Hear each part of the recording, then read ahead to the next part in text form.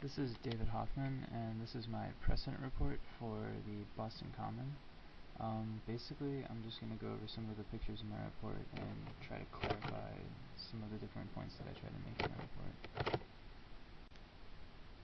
Starting with this one. This is engraving actually, but it's based on a 1768 watercolor by a man named Christian Remick. It's important because it shows exactly what the common was used for during that time period. In the foreground, beneath the trees, people are starting to gather in what would later become the Tremont Mall. In the background, there's the Hancock House, but in the middle ground is what's important because that shows exactly what the space of the common was used for during that time. To the left, you have cattle grazing, and to the right, British troops are training, which is exactly what the common was used for. Later, the cattle would get phased out because the common became more of a social place, but military demonstrations have always been important to the common, and they still are today. This next one's of the parking garage, or what soon will be the parking garage, in the northeast corner of the common. This picture was taken in the autumn of 1960 when the garage was about a year from completion, but just looking at it, you can get a sense of how much energy the city put into this project. Most of the equipment being used for this is almost brand new for the time, and the idea of an underground parking garage was kind of a new idea at this point in time.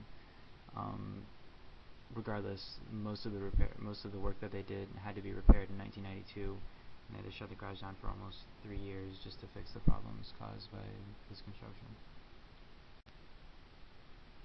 This last one's a picture of the Victory Gardens that appeared in the common during World War I. Basically, these were just gardens that were designed to help produce more food to deal with wartime shortages, but they also provide another really important benefit to the people of Boston, is that those little cottages behind the garden were called Liberty Cottages, and basically they taught people how to garden or how to become more self-sufficient in their daily lives.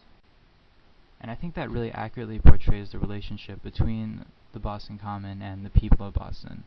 That it's not just a park, it's become such an integral part of their lives that they depend on the park almost as much as the park depends on them. There's hundreds of examples where the park's been in some kind of danger and the citizens of Boston come to its rescue, basically. In the 1970s, it sort of fell to pieces in disrepair. People were using it more than people were maintaining it, and there were huge public donations to fix the park. Just recently, they proposed putting in another parking garage, and the public opposition to that is so great that the project has been shot down in almost a week. So it just really goes to show how important the common is to the people of Boston.